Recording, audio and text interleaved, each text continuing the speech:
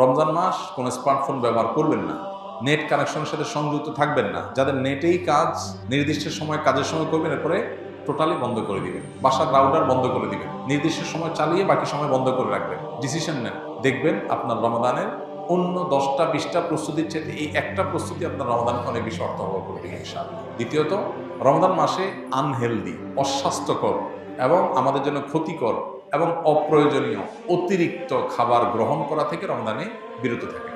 দুইটা জিনিস, এই দুইটা জিনিস যদি সঠিকভাবে করেন, আমার বিশ্বাস আপনার রমাদানকে আপনি অনেক সুন্দরভাবে কাটাতে পারবেন। এবাদত বন্দেগীতে আপনি স্বাদ পাবেন, তৃপ্তি পাবেন, স্পিরিচুয়াল যে আধ্যাত্মিক যে একটা প্রেরণা, শক্তি, এটা পাবেন।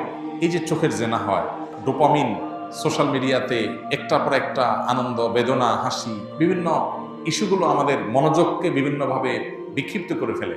এরপর ইবাদতে মনোযোগ হয় না, না তারাবিতে মজা পাই, না রোজাতে, না তাহাজ্জুদে, না দোয়াতে, না তেলাওয়াতে কোনো মজা পাই। এগুলো থেকে আপনার সঠিক সুফলটা পেতে হলে আপনাকে নিয়ন্ত্রণ করতে হবে দুটা জিনিস। অনেক জিনিসের খোলাসা দুটা জিনিসের মধ্যে চলে আসবে। অতিরিক্ত খাদ্য গ্রহণ, অস্বাস্থ্যকর খাদ্য গ্রহণ না করে পরিমিত ভালো খাবার গ্রহণ করেন, স্বাস্থ্য ভালো থাকবে, ভেতর থেকে শক্তি পাবেন। আর খাবার যখন এলোমেলো হবে, ওইটা মানুষের আধ্যাত্মিক শক্তিকে ধ্বংস করে দিবে। এবং তার সাথে মোবাইল ফোনের নিয়ন্ত্রণ, এই দুইটা জিনিস ডিসিশন নেন এবং আপনি লিখে রাখেন, ইনশাআল্লাহ হবে ইদনিল্লাহ আপনার জীবনের শ্রেষ্ঠ রমজান আপনি কাটাতে পারবেন এই দুইটা প্ল্যান করার মাধ্যমে। আল্লাহ আমাদেরকে তৌফিক দান করুন।